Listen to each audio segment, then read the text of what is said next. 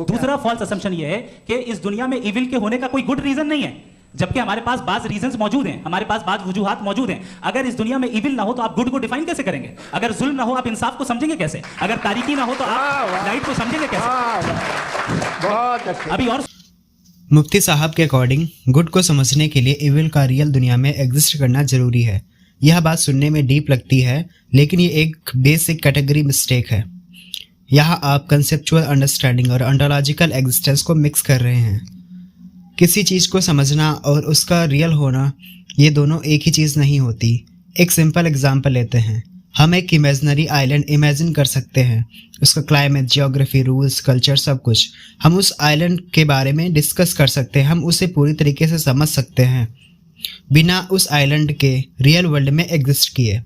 मतलब क्या हुआ? कॉन्सेप्ट समझने के लिए एग्जिस्टेंस ज़रूरी नहीं होती। अब डार्कनेस का एग्जाम्पल देखिए। डार्कनेस कोई चीज़ नहीं होती, सिर्फ एब्सेंस ऑफ लाइट होती है। फिर भी कोई यह नहीं कहता कि रोशनी समझाने के लिए पहले अंधेरा क्रिएट करना ज़रूरी है। और इंटरेस्टिंग बात यह है कि इस्लामिक थियोलॉजी खुद यही मानती है। अल गजाली कहते हैं कि इविल कोई पॉजिटिव चीज़ नहीं बल्कि गुड की कमी है, प्राइवेशन है।